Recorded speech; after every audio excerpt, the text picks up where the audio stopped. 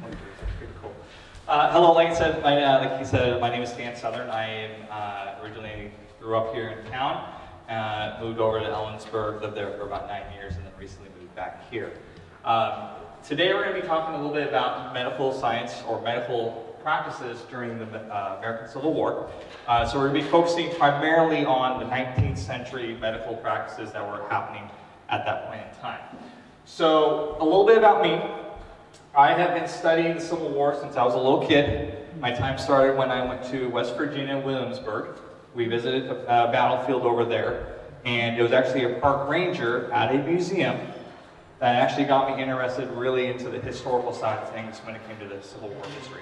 So the focus primarily was on the main general history of the Civil War, background, how it started, what caused it, what led happened afterwards, post-Civil War. And then I transitioned from there. When I was about middle school, I got a gift card to Barnes & Noble, and my parents took us over to visit Barnes & Noble. And of course, I wanted the biggest book. So it actually ended up being a really cool book for me, and I loved it. My dad was kind of concerned. He was like, "Is this really the book you want?" And I was like, "Yes." And it was the topographical maps of the Civil War, along with the plates of things that were currently stored at the Library of Congress. So it's a pretty big book, and I studied it all the time. I was looking at it, looking at the tactician side of things, and that's where we switched over to more of the tactitional side of history of the Civil War, along with the medical side of it. Now, previously, about 5 years ago, 6 years ago, I started doing Civil War reenactments. Now, one of the things is a lot of people don't realize is that there was actually battles on this side of the country. There was one down in the New Mexico area. They had it called the Battle of, essentially it was the Gettysburg of the West, is what it was called. And so I never thought they were going to have reenactments or Civil War history over here. Well, I was fairly mistaken because I ended up joining a group and ended up serving as the chairman of the organization for 2 years. Following that, I then transitioned over to Civil War cav history. So that's where a lot of the horses and a lot of the veterinary services, as well as focusing on the components and the strategies and tacticians that the cav usually use. And as most of you might know, this was a fort where they had many cav units as well as infantry units here. And it was a main hub for this Oregon territory. So first Oregon cav was utilized during the Civil War. They were just stationed here. They really wanted to go out into the campaign. They never did. But sometimes it happens. You can't really go about that. So to start off first, we're going to kind of look at where medicine was in the 1860s. So right now, currently during the Civil War, medicine at that point in time was top of the line. It was state of the art. It was stuff that they had, practices that they would do. They started utilizing fusing bones together. This is when they first started to happen. They were able to actually, if somebody had a limb that they had to fuse together, they had practices that they were able to do that. Now, you had to have a lot of knowledge and background in order to be able to do that. So, but some of the things that they had, there was 4 main things in their bags that they carried. Now, doctors, unlike today, you go to the doctor's office, you visit them at the doctor, they make sure everything's good, these do yearly exams and so on and so forth. That's not what it was like in the 1860s. You went to the doctor's office when you could, or you would do a house call. So doctors would travel, and so they didn't have the luxury of being able to carry their whole entire office with them. So they had to carry medicines in a little bag, or a little box. Now usually they'd have a buggy, or they'd go on horseback, or they'd walk, depending on how far it is. But there are times where it could take hours, it could take days. So you had to really rely on the common medicine practices or the knowledge that your parents passed down for homing remedies. So that was where it really came into play too. We're going to focus on four main ingredient or more main medicines that doctors carried. First one is opium. Opium was primarily used to treat gunshots, diarrhea, fevers, and also certain coughs that people would have. Now, at that point in time, they didn't realize on how addictive it was. So during the Civil War, that's when they started noticing how addictive the opium treatments that they were having was. So this was in a pill form. So what they would do is they would actually grind up everything. They'd put it in these little scales. They'd roll it out into a little wood slat, and then they had grooves, and they would roll it and it would cut their pills, and they would bottle it up based off the weight. So that's how they would do that. Next thing we're going to focus on is arsenic. Arsenic was used. They didn't realize the potency and the fact that it was poisonous.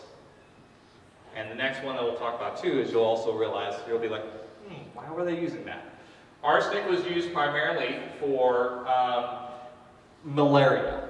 So at that point in time, malaria was a very common thing. Typhoid fever, malaria, pneumonia, those kind of illnesses were very common and troublesome at that point in time. So what they would do is they would try to treat it with certain medication that they thought would settle it, but in fact it wouldn't.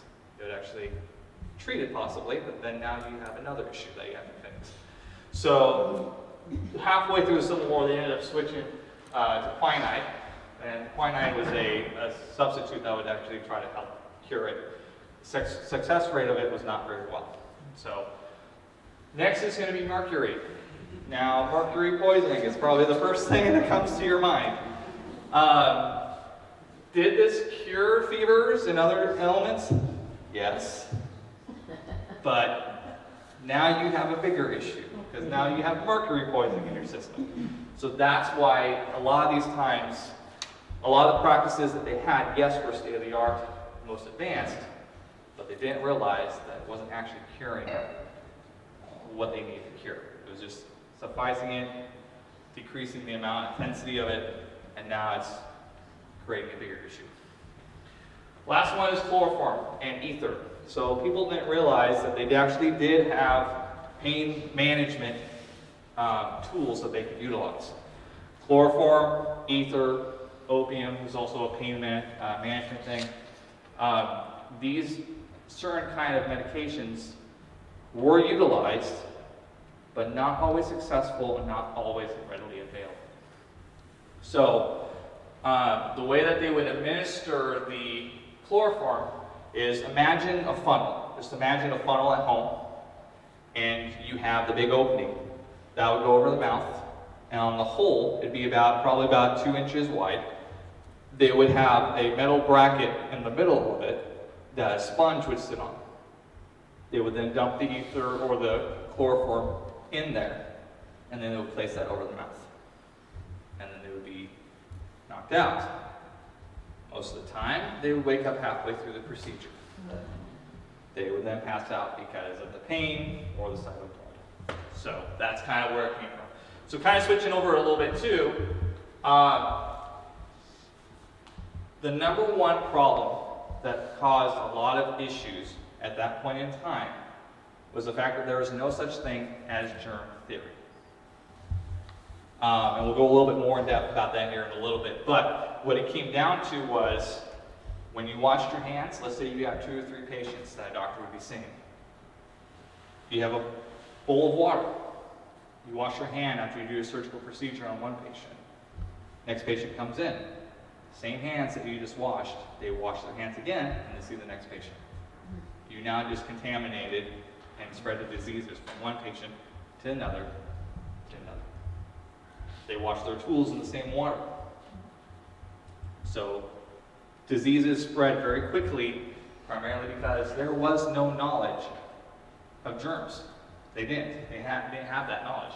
Another thing was there was no antibiotics or any kind of antiseptics. So when they would try to disinfect their actual utensils, they would sometimes use alcohol. Alcohol was very limited too. So you didn't always have that. So if you had a patient who was rich or a higher standard or higher status in the community, they would more than likely have this alcohol readily available, and they would use it to help with controlling pain as well as to cleaning utensils. Another thing is the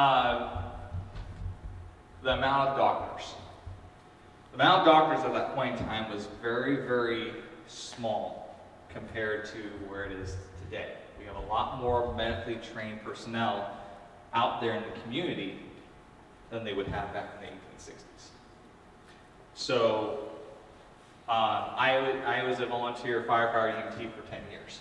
So I can see how things have changed drastically from there to now. So you have a lot of people who are more knowledgeable in the hospital system, who are in the field as EMTs and paramedics or other first responders, versus back then, you only had doctors who would have to cover a large area. For example, let's take Fort Walla Walla for example. You have a stationary location where you have supplies, you have doctors on site, and you have a lot of resources at your disposal. If you needed medical attention and you were 15 miles out, where do you think the closest doctor would be? Right here, right? So those are the kind of things to keep in mind. Yeah, they had doctors in the city as well, but depending on if they're readily available, sometimes people went up to forts, sometimes people went up to the military and said, I need help. And their doctors would help, primarily because of the Hippocratic Oath, which is always take care of others. So, and you'll notice that too during the Civil War when we kind of go a little bit farther into it. During that time, if you wanted to be a doctor, you had to go through a certain process. Now, you had a medical training and education at an institution, but you weren't always able to do that. So the only other way to train, and the only other way to learn, was through an apprenticeship. Now, those apprenticeships usually lasted from anywhere between 2 to 5 years, depending on the skills that you needed to learn. So if you wanted to focus with an emphasis on doing surgeries, more than likely that time span is going to go farther out. You know, if you just want to do basic care, then you could be looking at 2 to 3 years. But if you want to go full-blown, in-depth medical procedures, surgery, you know, those kind of things, you're looking at 5+ years. Just to give you an idea, during the Civil War, post-Civil War, now this is for both Union and Confederate, at the end of the war, there was roughly 12,000 surgeons that were established in the Union force, and there was about roughly 3,200 in the Confederate. That's a very, very small percentage based off the full number of actual soldiers that actually fought during the Civil War. That is a very, very small percentage. And we'll go a little bit more in depth about that as well. The other factor to this is that doctors were trained in non-stressful situations. At a home, at a doctor's office, not dealing with 400 other patients that you have to see outside of a tent or a house with gunfire going around and screaming going on. So, during that time, when they were training, they were learning in non-stressful situations. So that kind of gives you a little bit of rundown on medicine during the 1860s, a little bit. So we're going to go a little bit depth too, is what was the real killer at that point in time? A lot of people think, oh yeah, it was the battlefield casualties. It wasn't. It was actually in camps. It was the #1 killer was not actual battlefield injuries. It was actually dysentery, typhoid, pneumonia, and malaria, and gangrene. If you notice, these are all outside of the battlefield or post-surgery procedures. So other percentages, what ended up happening, these camps, well, let's go back a little bit to germ theory. These camps, when they were establishing a campsite, there was one main factor that they always want to keep in mind when you establish a campsite. That's water. Streams, rivers, lakes, wherever. Those are that's the main thing you want to look at when it came to establishing a camp. What is your water source? Well, what do you use the water for? Cooking, cleaning, taking care of livestock, and getting water for medical procedures. So most of the time, the very front of the water source, you'd have your bathroom, you'd have your bathing area. Next part, you'd have your cooking. Farther down the line, you'd have your livestock. Farther down the line, you'd have your medical tent set up to where then all of a sudden that water that you're utilizing for those procedures that was being used to actually try to clean up stuff in the actual tent itself or the building that they were utilizing. So that's why these were main issues that they were facing. The other thing about that is that there was poor sanitation in the camp. These guys wouldn't always have time to take a shower. These guys wouldn't always have time to clean up after themselves or whatever. So what happens is that you have a tent that's literally a 5 by 10 or a 5 by 7 tent that you're sharing with roughly 5 to 8 other guys. So if one person gets sick, that whole entire tent gets sick. But that whole entire tent is not just going to be isolated by themselves. They're going to be mingling with other soldiers, mingling with other officers, and it spreads. So when you have a campsite that has an outbreak of like dysentery or typhoid or malaria, you're going to have it spread rapidly. So it always spread very quickly, and as a result, illnesses happened, and as a result, death did happen. Now, the one thing I do want to focus on a little bit is gangrene. Gangrene was primarily because of post-surgery issues. So 3 out of 4 of the surgical procedures that happened during the Civil War were actual amputations. Those following the amputation would then lead to gangrene infection, which then spread into pneumonia, spread into other illnesses, which later on led to death. Contaminated water and food source and spoiled food. You didn't always have food available. So sometimes the food wasn't always sanitary to eat. But it was nourishment. It was nourishment for that point in time. It might have not led to better quality of health care later on, but at that point in time, to get them on the battlefield or get them to be in service, it sufficed for them. So, kind of talked about this a little bit. Diseases spread quickly due to close quarters and limited hygiene.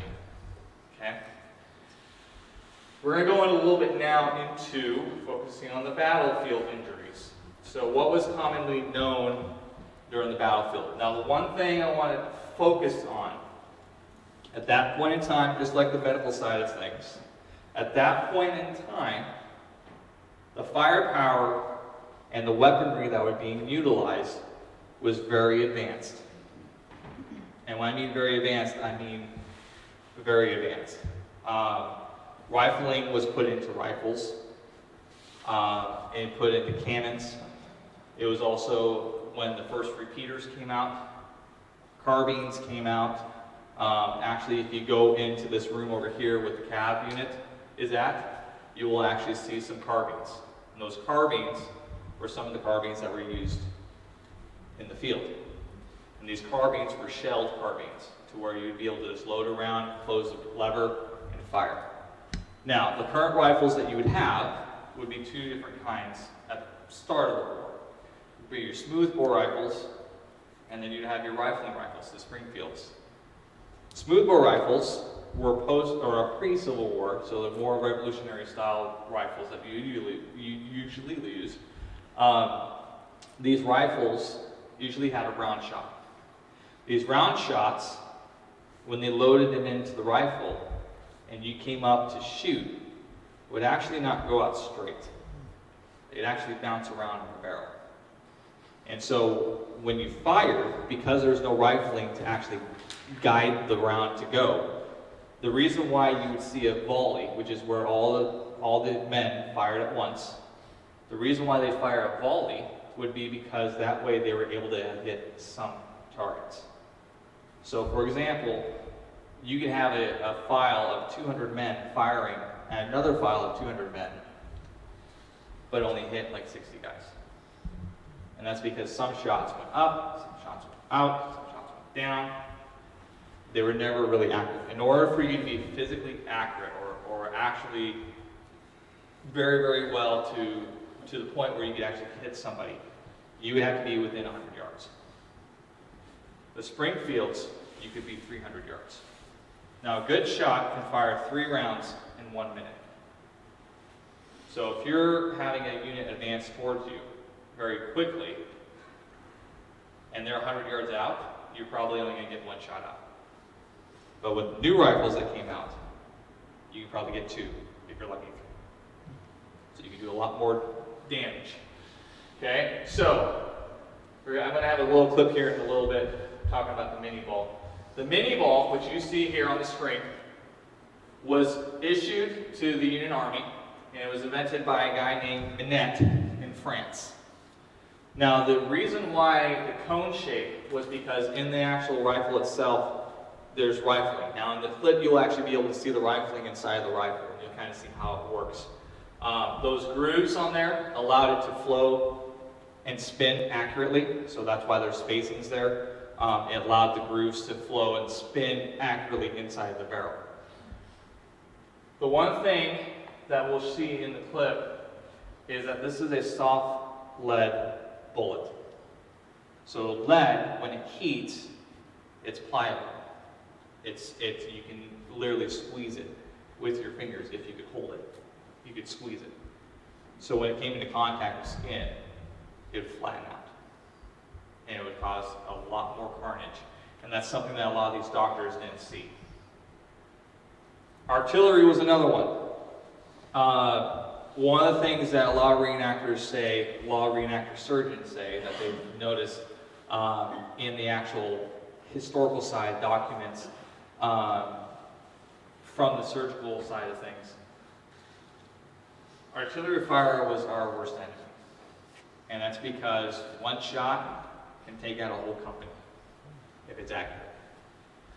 And the reason why is because they had things like grape shots.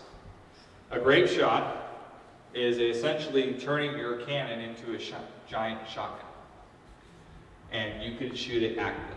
And you can set a fuse timer to it. So if I wanted it to go off 5 seconds after being fired, or a couple of seconds after it's been fired, I can do that with the fuse. So that kind of goes to the next one, time fuses. Now there's different shot styles that people had. One of the things that you'll see in clips that I don't think they really emphasize or show very well is in the movies, when you see a cannon go off, it hits the ground and you just see a bunch of dirt go off, and then next thing you know, you see guys fall down. What they don't show you is what the actual cannonball is. The cannonball is actually hollowed out, and there's a bunch of little shots inside that cannonball.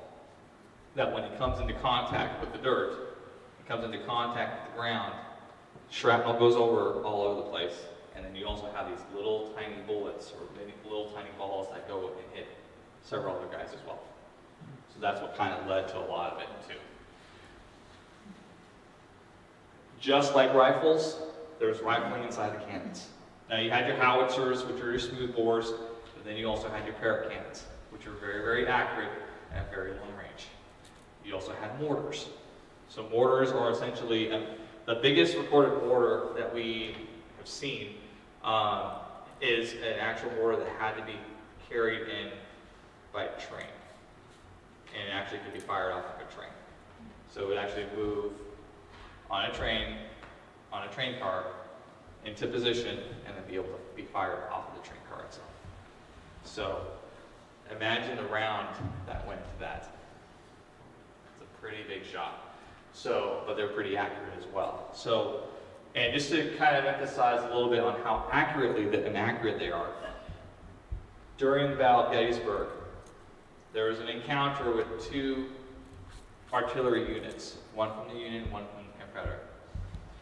They exchanged gunfire for an hour, firing back and forth at each other. When I talk about how accurate they are, imagine 20 plus cannons focusing on one cannon until it's out of commission. And that's what the Union Army did. And they could zero in very, very good. And it's because those cannons had that same kind of rifling technology that was fired. So this hopefully gives you a little bit of an idea of the kind of firepower that they were utilizing. A lot of the reasons why the cav units started to die down being used during this point in time was because of the accuracy and the type of firepower they were using. We saw it very, very well in World War I when they kept trying to use the CAD units. Pretty soon they ended up realizing horses aren't going to be a thing anymore.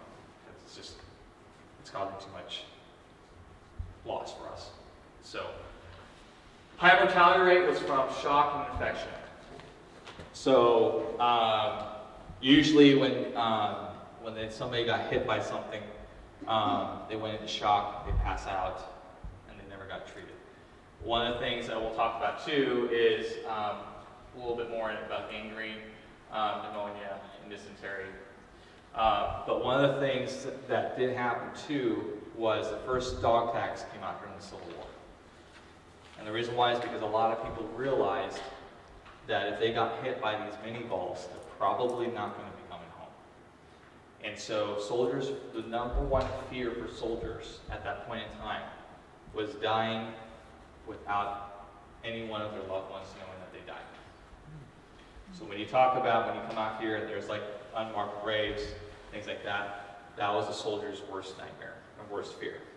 So what they would do is they would sometimes get little wooden, they'd cut like wooden circles out, and they would actually carve their name into there. But the most common one is they would actually stitch their initials or their name onto their uniform. So that way there was a way to actually identify them if their bodies were found. So we're going to kind of watch a clip real quick. This is going to kind of give you a little bit of a rundown on the mini ball. Let's see if this works. Hopefully there's, it's going to show a commercial, but sound, we'll see. If there's not sound, I can walk through too. Let's do that.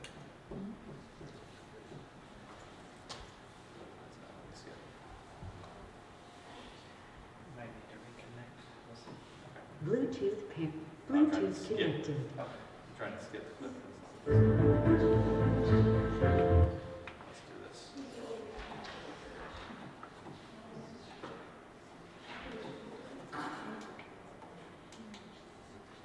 You know Harbor Freight for affordability, but durability goes right along with it. You see, we test. To load a musket. Load the gunpowder. Everybody see that okay? Ram down the bolt. Sorry, I went to the pole. It wouldn't let me do it, so. And it's ready to fire.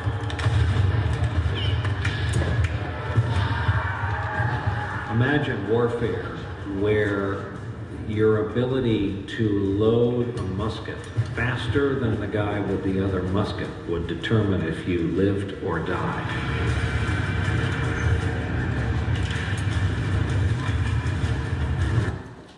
gonna try to make it full for you guys, sorry.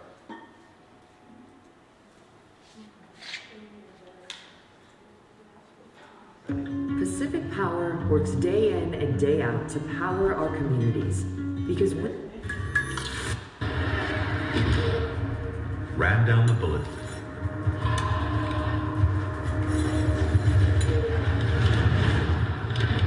And it's ready to fire.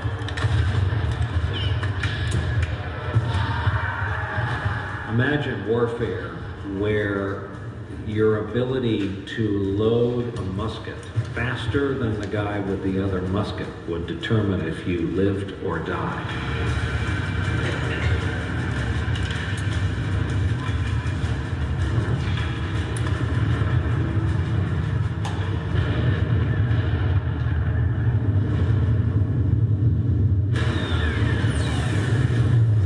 You'll notice inside there, you'll see the rifling inside the rifle. Grooves on the inside of the barrel.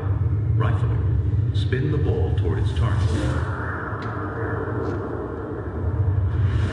The improved accuracy and range are a deadly combination. 1 second, everything's great. The next second, your buddy's head's gone. Or his arm's flying off. You don't want to know what a soft metal musket ball does when it enters the human body.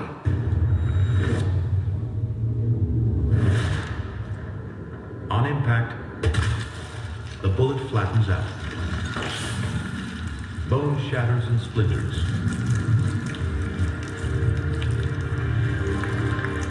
Causing further damage to muscle and tissue. More often than not, the result of a direct hit, death.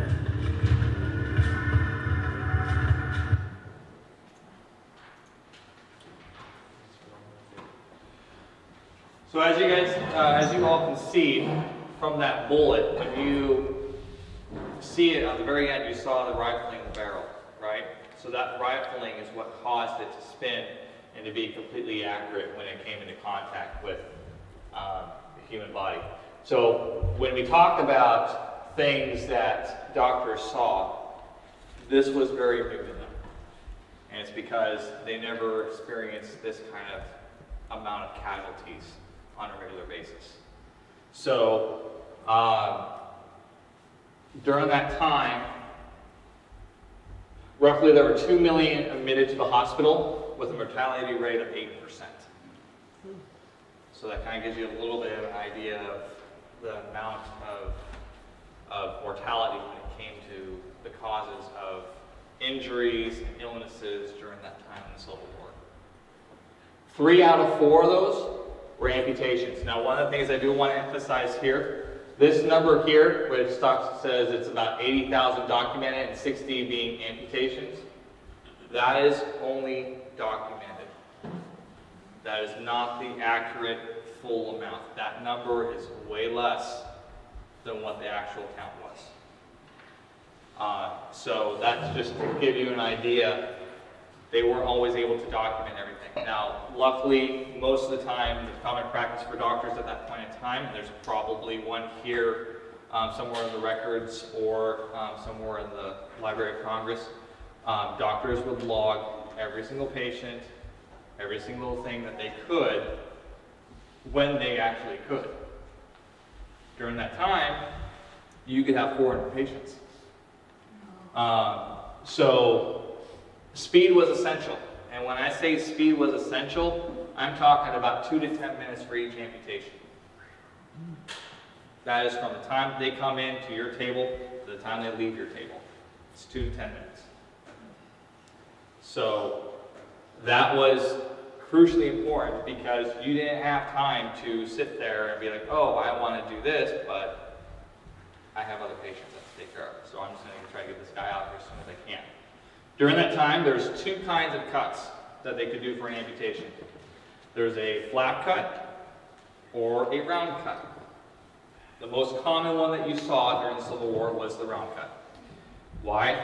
It was quick, it was efficient, and it was able to get another patient on the table quickly. That was it. So the flat cut was because during that time, there's a new invention that came out that soldiers started to be able to get access to after getting an amputation. Prosthetics. The flat cut was more comfortable for the soldiers after they got amputated. The round cut was not. So if they had time, they would try to attempt the flat cut, but most of the time they didn't because they had to get these guys out. 600 patients per engagement, 113 doctors for 76,000 patients, just to give you an idea. And when we talk about the wagon train of wounded, everybody know where Ellensburg is at? Everybody know where Union Gap is at? Robert E. Lee's wagon train of wounded soldiers stretched all the way from Ellensburg to Union Gap. That's how extensive it was. That's how deadly these weapons were. Now, the reason why is because these rifles were accurate at very, very long ranges. Versus before, you had to have these people closer to you, these soldiers closer to you, to be able to be accurate. So, it was a big deal. Ether and chloroform were used when available. It wasn't always available. It wasn't always successful. Like I stated earlier, You can administer the ether, you can administer the chloroform, but your patient can wake up halfway through the surgery. Next thing you know, they're looking down, screaming in pain, and then they pass out because of the pain. And then you can continue your surgery, right? So it wasn't always successful at that point in time. One of the things that happened with a lot of surgeons and a lot of medical staff at that point in time was something that we refer to now as PTSD. A lot of them suffered from PTSD. I have also, I know this firsthand experience because I actually do suffer from PTSD based off of the medical field. And it was something a lot less than this. So just to give you an idea, it's a big deal. Tools were often used without cleaning. So go back to that conversation where we talked about cleanliness and sanitation within the actual camp itself. You would wash your hand, your aprons would be bloody, your tools would be bloody, you just rinse them off, bring the next patient in, and go and do the amputation. There's a bunch of tools that you had to use also. And some of these practices also, like I stated before, was top-notch at that time. For example, I'm going to let someone take a gander at what this tool was used for. Bone breaker. Huh? Bone breaker. It was used for bone, but a particular bone. I think you said it. What did you say? Skull. Skull. So sometimes you would have a brain injury, and you'd have pressure buildup in your cranium. That is the tool they would use to decrease the pressure. They actually cut off all the Yep, they would bore a hole out. I'm willing to let you guess what the success rate of that was probably. So, I was going to bring my tools because I actually have a full tools kit. I actually have a full, I actually have Civil War era scales, brass scales that were used during the Civil War, and some other cool things, but my group, from the Civil War group, had a reenactment going on this last weekend, and I unfortunately didn't get my stuff back. So, otherwise I will let you guys be able to see the tools firsthand. But these knives here were used for muscle. So there's two kind of saws that they would typically have. They would have a, what you kind of consider as a hacksaw today, and then you have your standard full blade saw that you would use as well.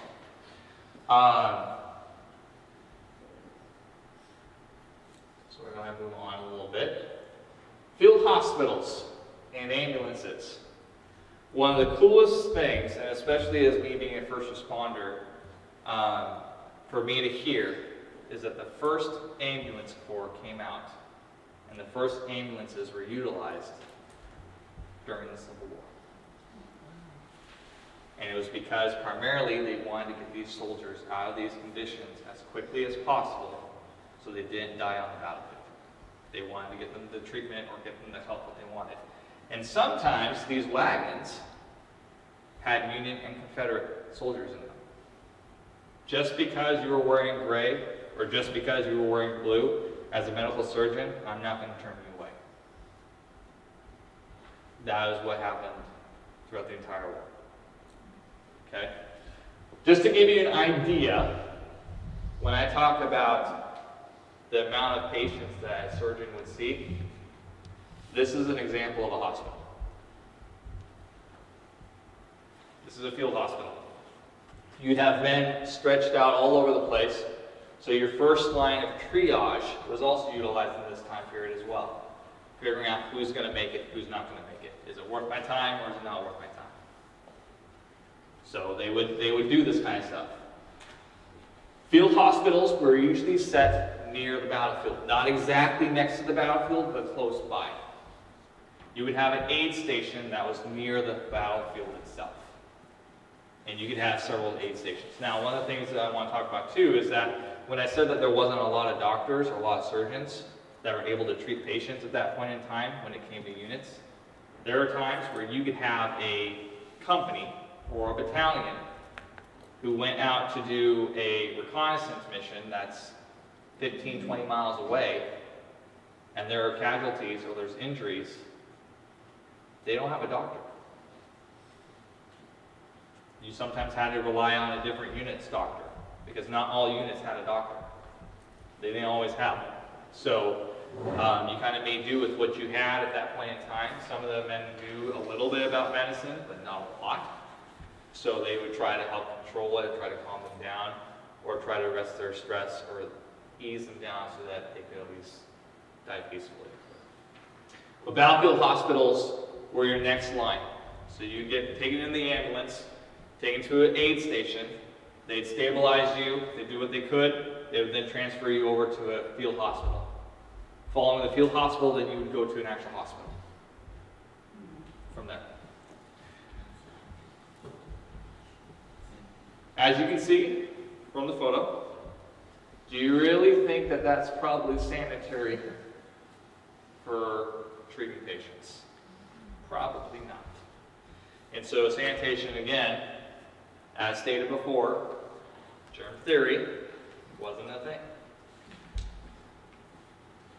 So sometimes soldiers would wait for hours or even days at these field hospitals to be treated, depending on the injury that they have. If they could withstand it and wait to an actual surgeon or a steward to come over to actually help stabilize them or at least try to help with the pain, they would. But not always. Sometimes they would wait, and sometimes, I mean, take a look at Robert E. Lee's wagon train. That took days and days, and sometimes they weren't able to make it.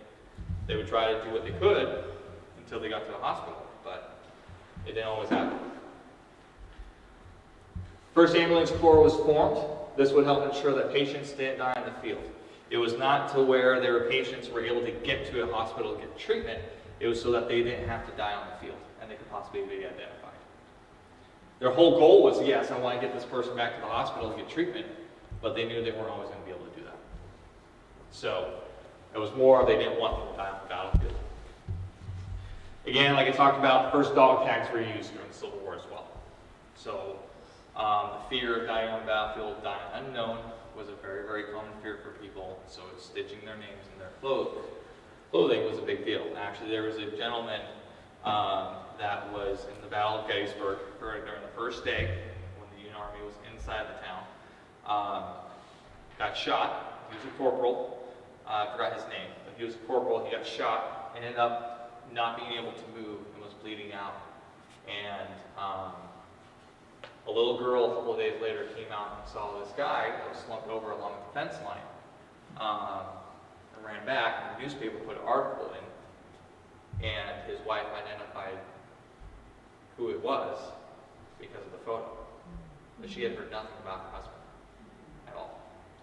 So it's those kind of things. The fear of dying unknown was a very, very big deal for soldiers at that point in time. Some of the biggest heroes that I really appreciate and during the Civil War was the amount of work that women and nurses did during the Civil War. And it's one of those things that a lot of people appreciate, but I truly, truly appreciate the amount of work and effort that went in by the women during the Civil War. These were houses, these were daughters, these were moms, aunts, that ended up helping out a lot. And so there's three people I want to talk about primarily. First one's Clara Barton. I don't know if some of you might know, but Clara Barton was the founder of the American Red Cross, right? She served during the Civil War, and she founded the American Red Cross post-Civil War. She really wanted to do something for the soldiers during the Civil War, and ended up going overseas after the Civil War, and really wanted to bring something back to the U.S., and that's where we get the American Red Cross. So she really wanted to try to make sure that these men were cared for, comforted, and really felt loved and appreciated and weren't alone in their time of need. So that's why kind of the American Red Cross, when there's fires, they come out to families to comfort them, to help them out, to get them settled back into a new place and stuff like that. That was her mission during the Civil War. big deal for her. She helped teach other nurses, so nursing education wasn't really established at that point in time. So she really wanted to help other nurses really care for these patients, be there for them, and comfort these soldiers who had a very, very difficult time adjusting not only to their illnesses or their amputations, but just being there to comfort in general, being an ear, reading to them. Sometimes they would read letters, sometimes they would read books, they would read the Bible, things like that. And just having somebody there with them meant the world to soldiers. The other one I want to kind of talk about is Dorothy Dix. She served as the first surgeon, or the first superintendent of the Army of the Nurses for the Union Force. This was established about halfway through the war, and she really wanted to educate and train nurses on how to do certain things in the Union Army. The one thing I do want to emphasize to this is that, yes, there were nurses in the military that were serving as a contracted nurse, but there are times where in communities, mothers and daughters who just had this horrific battle happen less than a mile away from them had to establish hospitals. And so they didn't always have the knowledge that they needed to. They would rely on the surgeons, and they would rely on the stewards, and they would also rely on the actual other nurses as well.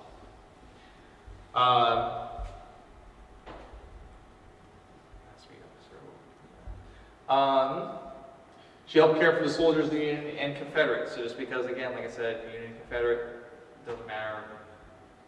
They still served and helped out regardless. And she also helped establish the future treatment and care for mental illness for the soldiers. So obviously cell shock, depression, anxiety, things like that happened. One person I do want to focus on is Dr. Mary Edward Walker. Mary Edward Walker was the first U.S. surgeon that was commissioned and actually as a contracted and also a Medal of Honor recipient for her time during the Civil War. So she was the first actual ranked military personnel that served as a surgeon. So she wanted to join, but she was seen as unfit. She was a woman.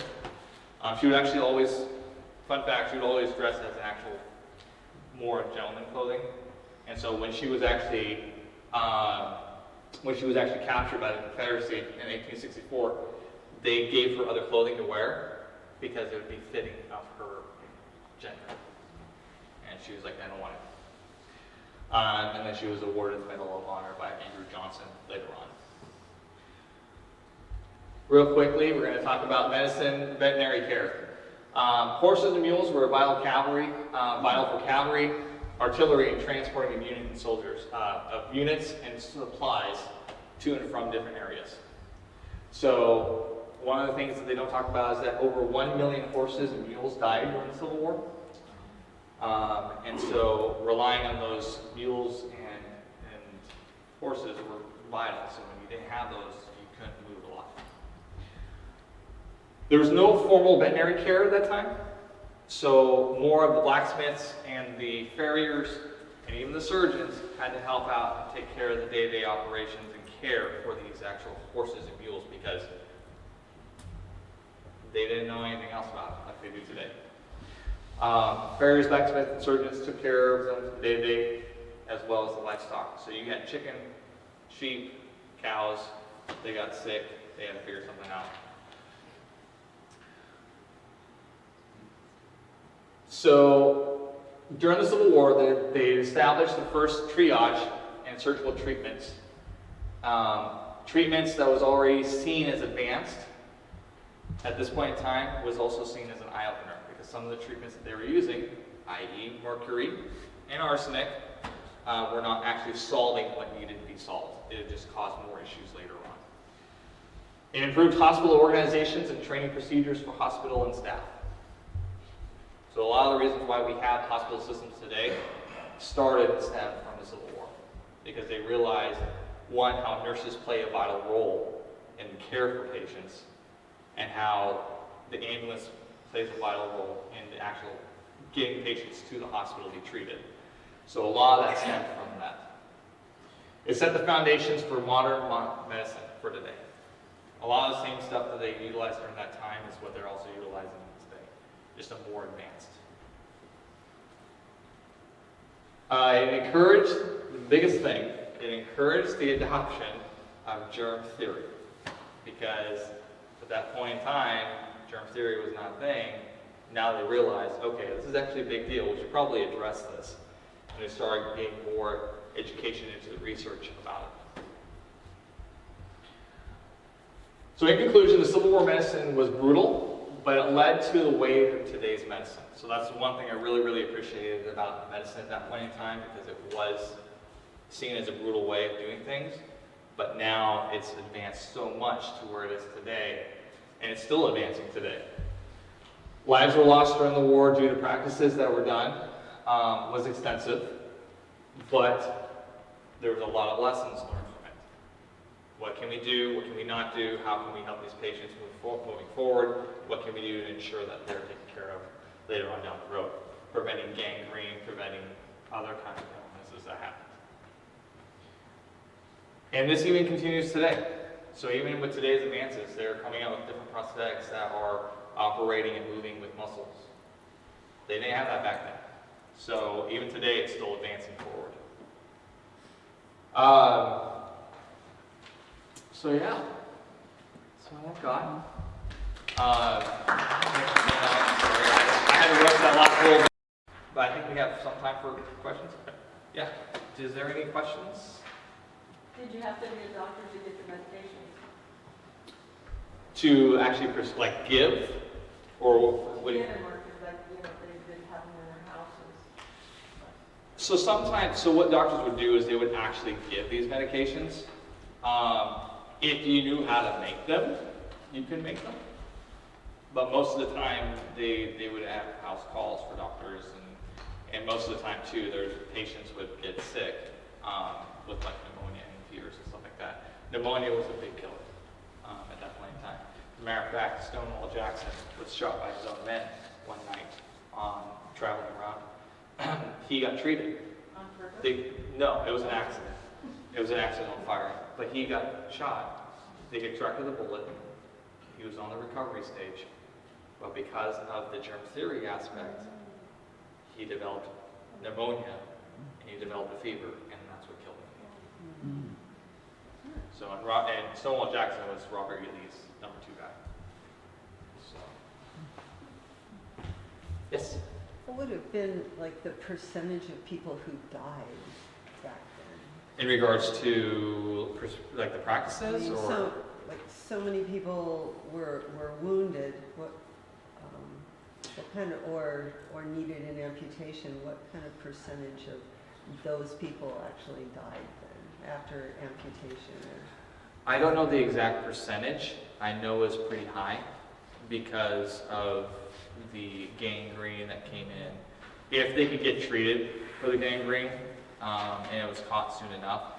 So if they got gangrene, so if I got shot in the leg, I would go above to the limb.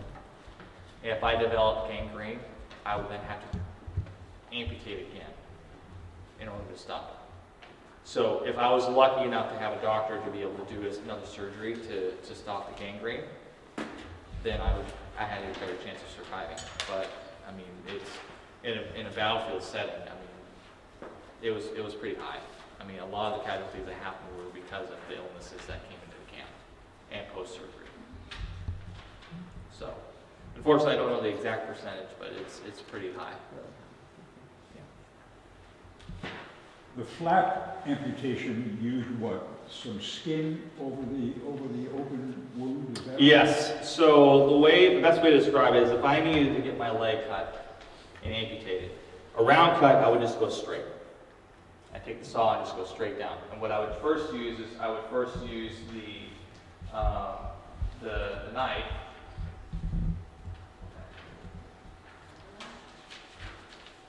The knife. So these knives, depending on what kind of muscle tissue you have, you would use these knives right here. So I would first then start with that, cut down to where the bone was, and then I could use my bone saw and then cut. And doctors actually had nicknames that were given to them. So, yeah. So like my nickname that the soldiers gave to me in my unit was Bone Breaker Black, because my persona name is Jonathan Black. So I was Bone Breaker Black because I loved amputating people's legs, I guess. So that's a round cut. The round cut would just be a straight cut across, cut the muscle tissue off, patch it up, get them outside. What do you use for suture? Suture, they would use, sometimes they use cotton. So they would suture with cotton. The thing about cotton is that sometimes some of the material that they have would actually disintegrate or deteriorate away, so that way the suture would have to be taken off. Most of the time, they would have to be dressed and taken care of continually through that process. With the flat cut, sutures were a very, very, very important part to that. The flat cut, you would actually come up at a 45-degree angle one side, and up another 45-degree angle another side.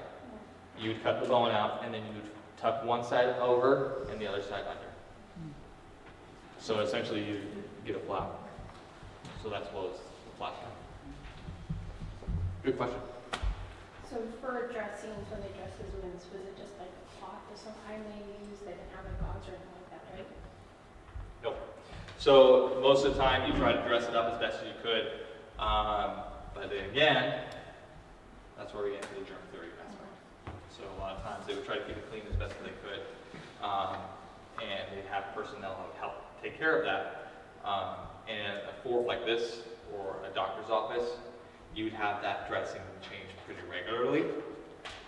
But out in the field, you did the best you could with what you had. Do you know what they used to keep the dressing on, since they probably didn't have tape back then? They would wrap it. Just Yep, they would just completely wrap it. It was primarily more compression that they would use than anything.